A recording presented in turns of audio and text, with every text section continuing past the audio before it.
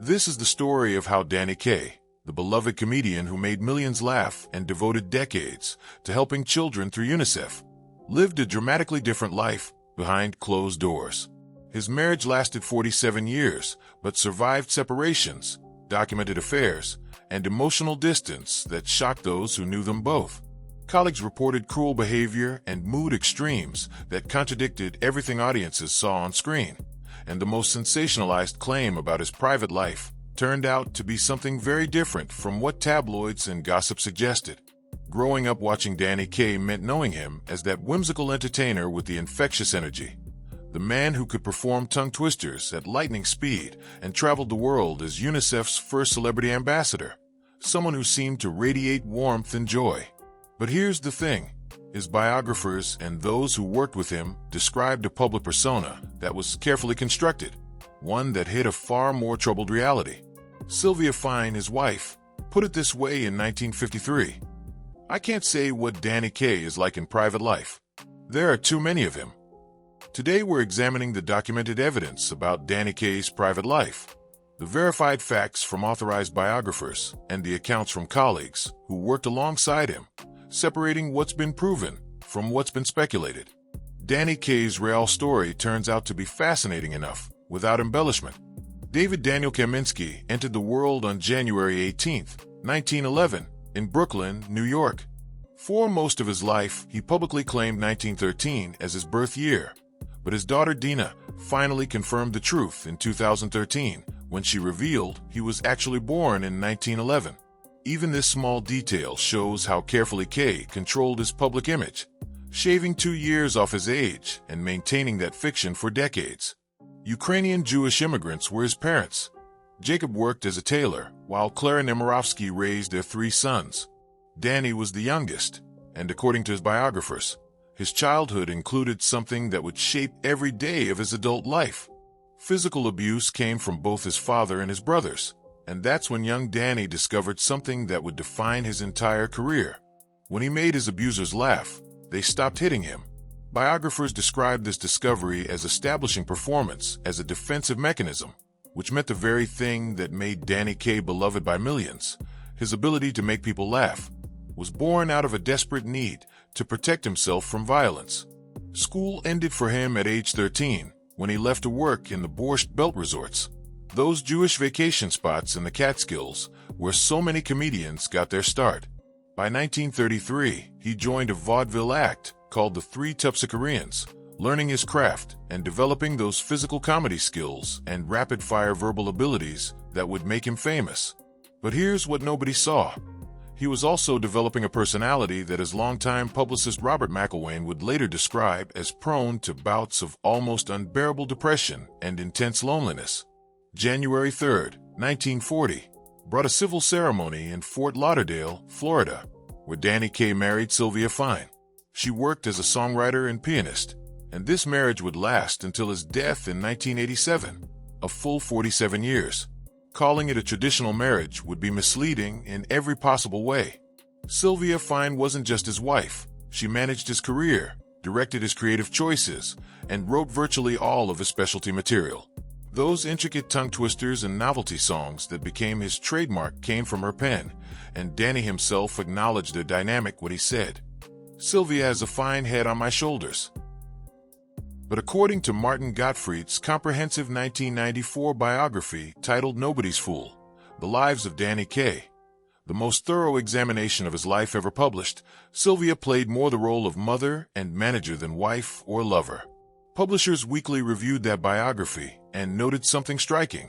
No one quoted in this detailed biography felt close to him, and even Sylvia played more the role of mother and manager than wife or lover. Their daughter Dina arrived on December 17, 1946, but even becoming a father didn't settle Danny's restless nature or his complicated emotional life. His most turbulent years were just beginning. Unlike some of the rumors about Danny Kaye's personal life, his affair with actress Eve Arden comes with documentation and confirmation from multiple sources. Around 1941 it began when they appeared together in the Broadway show Let's Face It. And this wasn't just a brief fling, but a serious relationship that lasted years. Eve Arden appeared on Kaye's CBS radio show in 1946, and by 1947, she divorced her husband under the assumption that Danny Kaye was going to divorce Sylvia to marry her. And that's when the story takes a turn that reveals volumes about Danny's character. September 1947 brought Danny's actual separation from Sylvia Fine. After 7 years of marriage, he moved out. But when he left Sylvia, he also left Eve Arden and never resumed the affair. His explanation went like this. In the course of becoming successful professionally, our marriage relationships got a little lost. Sylvia had her own perspective on the situation. He is nervous and unhappy, she said, adding that it is difficult for him with a baby in the house. Their daughter Dina was less than a year old at this time, which meant the separation happened during what should have been the honeymoon phase of new parenthood. About 7 months passed before Danny and Sylvia reconciled in early 1948, and they would stay together for the rest of his life. But that didn't mean the marriage became traditional or that Danny's affairs ended. According to Martin Gottfried's biography, Danny also carried on romantic relationships with singer Benet Venuta, dancer Gwen Verdon, and French actress Michelle Morgan. Reports even suggested a romantic link to Princess Margaret. Now we need to address the elephant in the room, the claim that dominated tabloid coverage and gossip about Danny Kaye for decades, the alleged affair with Laurence Olivier.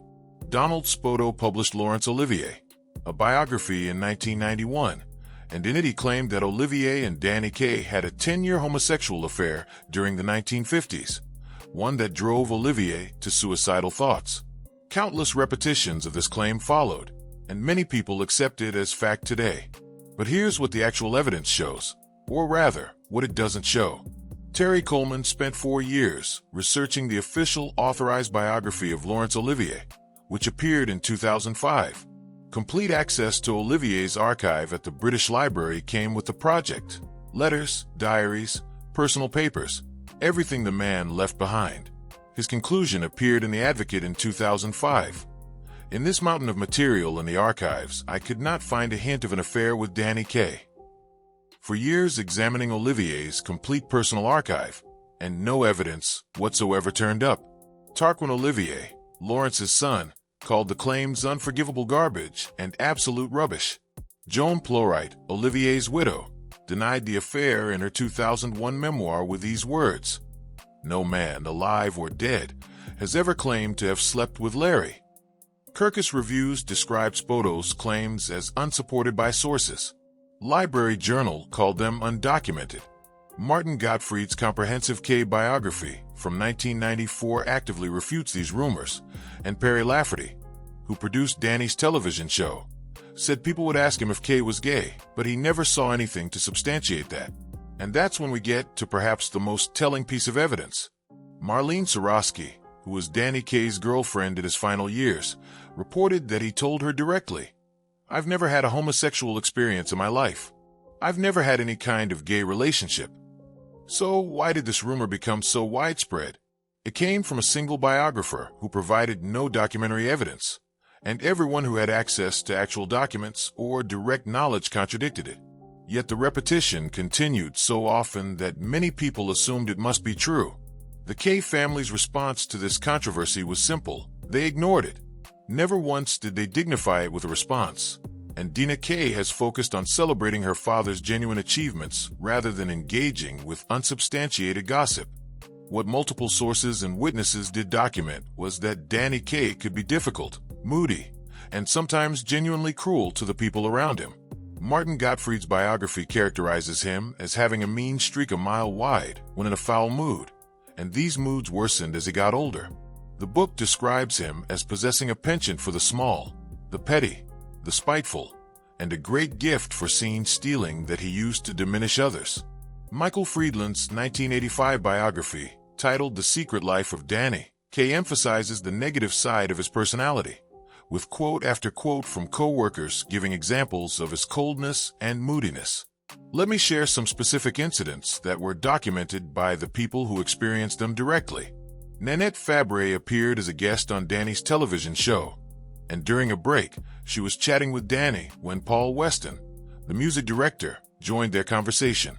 According to Fabray's account, Danny cut Weston dead by saying, "You're not part of this conversation," and Weston essentially slunk away while Fabray sat there in shock. Actor Farley Granger, when asked about working with Danny Kaye, let out a sigh and said working with him was difficult and not a particularly happy experience. Tony Curtis mentioned in his autobiography that Danny irritated him a few times with snide jibes, which led to a verbal confrontation between them. Norman Z.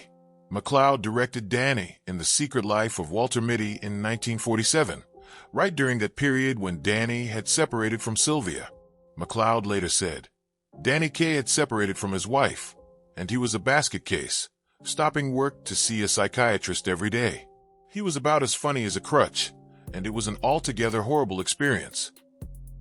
And that's when we get to perhaps the most telling incident from 1962, during a USO tour in Korea.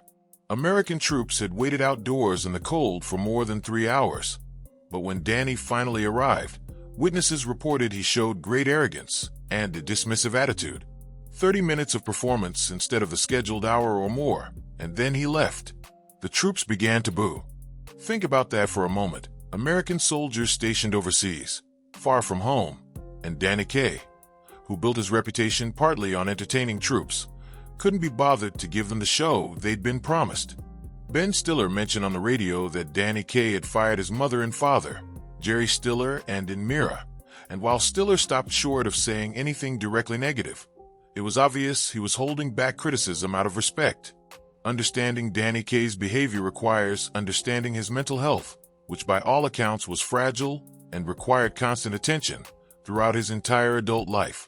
The research documented in his biographies shows Danny was under an immense amount of psychiatric oversight and received constant treatment for the majority of his life. A world-renowned psychotherapist reportedly lived with the Kayes so that Danny could fit 3 hours a day of therapeutic sessions into his schedule. 3 hours a day.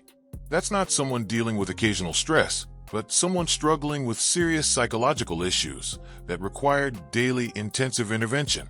Marie Torrey wrote in 1957 about his spells of moodiness, which would prompt him to shut himself off from everybody and sit in gloomy meditation, and she noted he'd been known to strike a subacid pose within seconds after he'd been on a laughing binge. Danny himself acknowledged his struggles with these words. Before each performance, I often have a sort of manic-depressive mood. I snap at my friends. A 1984 interview captured him answering a question about the worst things about Danny Kaye with this response: impatience, irritability, and a short temper, 3 qualities that emerge under stress. This paints a picture of a man in constant psychological turmoil, someone who could be joyful and manic one moment, and then plunge into depression the next. Someone who needed intensive daily therapy just to function, and someone whose public persona was so different from his private reality that maintaining it must have been exhausting beyond measure. Given everything we've discussed, the affairs, the separation, the emotional distance, you might wonder why Danny and Sylvia stayed married for 47 years until his death. The answer comes down to professional and financial interdependence. Sylvia wrote Danny's specialty material, those intricate songs and routines that made him unique in a crowded field of entertainers. She managed his career and made crucial decisions about his projects, and she believed, according to the biographies, that their artistic and professional interdependence would always bring Danny back to her. And that's exactly what happened. Danny acknowledged the complexity when he said, I had my problems with Sylvia. Hollywood does not like the wives of actors. He was referring to the power she wielded over his career, something unusual in that era when wives were expected to be supportive but passive. After they reconciled in 1948, they maintained what some might call an arrangement rather than a traditional marriage. Danny would have other romantic relationships, including his final girlfriend Marlene Sorosky, who was with him in his later years. But he and Sylvia never divorced, living somewhat separate lives under the same professional umbrella. Audiences imagined a fairy tale when they watched Danny perform, but what they got was a partnership that worked for them in its own complicated way, until the end of his life. Despite all his personal struggles and difficult behavior, Danny Kaye's public achievements were substantial and genuine in every way. 1954 marked his appointment as UNICEF's first-ever Celebrity Goodwill Ambassador, a role he took seriously for 33 years until his death. Traveled to disadvantaged countries, advocacy for children's welfare, and helping establish the model for celebrity humanitarian work that continues today, filled those decades. Conducting symphony orchestras for charity raised over $5 million for musicians' pension funds. 3 stars on the Hollywood Walk of Fame came his way, for motion picture, recording, and radio, all awarded on February 8, 1960. Awards accumulated throughout his career, including 2 Academy Awards, an honorary award in 1955, and the Jean Hersholt Humanitarian Award in 1982. 2 Golden Globes, 2 Emmy Awards, 2 Peabody Awards, the Presidential Medal of Freedom, the Kennedy Center Honors in 1984, and France's Legion of Honor in 1986 followed. 23 feature films carried his name, and his 1963 to 1967 CBS television show was beloved by families across America. A licensed pilot with his own plane, he was also so serious about Chinese cooking that he could have worked as a professional chef. So we're not talking about a complete fraud or a terrible person. We're talking about a complicated human being whose private struggles and difficult personality coexisted with genuine achievements and real contributions to humanitarian causes. Dina Kaye, born December 17, 1946, now serves as president of the Danny Kaye and Sylvia Fine Kaye Foundation. A dignified approach to her father's legacy has been her choice, celebrating his achievements while not engaging with controversies or defending him against every criticism. The 2013 centennial celebration of his birth brought her coordination with the Library of Congress on preserving the Danny Kaye and Sylvia Fine collection. TCM tributes received her participation, and that's when she revealed the truth about his birth year, confirming he was born in 1911 and not 1913, as he'd claimed. Parade magazine interviewed her in 2013, and she said simply, "He was a wonderful father to me. He was a man who stuck to his principles." Her stated goal was that if parents knew him, they'd take their children and their grandchildren to discover his work. She's never addressed the Olivier rumors, never engaged with the gossip, never tried to pretend her father was perfect. The documented achievements and the art he created have been her focus, which is a wise approach that lets the work speak for itself while acknowledging that, like all of us, her father was human and complicated. March 3, 1987, brought Danny Kaye's death at Cedars-Sinai Medical Center in Los Angeles. 76 years old, or as most people thought at the time, 74, since they didn't know his real birth year. Heart failure was the cause of death, but the underlying issue was hepatitis C, which he'd contracted from a blood transfusion during an earlier quadruple bypass surgery. Medical treatment intended to save his life ultimately contributed to his death, a cruel irony that nobody expected. Sylvia survived him by 4 years and died in 1991. They're remembered together now, their 47-year marriage, intact despite all its complications. So what do we make of Danny Kaye's twisted double life? The research shows us a man far more complex than the whimsical entertainer audiences loved. Childhood abuse taught him that performance could protect him, a lesson he never unlearned throughout his entire life. Depression and mood swings, so severe he needed 3 hours of daily therapy, plagued him constantly. Cruelty to colleagues, affairs that hurt those who loved him, and emotional distance, even from those closest to him, defined his private reality. But here's what else he was. Someone who devoted 33 years to helping children through UNICEF. Someone who made millions laugh and brought joy to families for decades.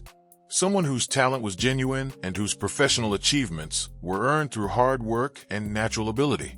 The most sensationalized claim about his life, the alleged affair with Laurence Olivier, turns out to be unsubstantiated by any documentary evidence and actively refuted by those who examined the actual archives. Meanwhile, the documented facts about his difficult personality, his verified affairs, and his psychological struggles paint a picture that's complicated enough without embellishment. One assessment from a film discussion forum perhaps says it best. There's no doubt Kaye was moody, difficult, a perfectionist, and possessed a giant ego, but his generosity and warmth are often told tales. Danny Kaye's double life wasn't about some secret scandal. The gap between the person he needed to be for the world and the person he actually was defined his existence. A gap that's wider for public figures, but exists in all of us. His wife Sylvia understood this when she said there were too many of him to describe. The man on screen, the man in the therapist's office, the man at home, the man traveling for UNICEF. They were all Danny Kaye. And they were all real. That's the truth about Danny Kaye's twisted double life. Not a single shocking revelation, but a complicated reality that reminds us that the people who make us laugh often carry burdens we never see. And perhaps that's the most human story of all.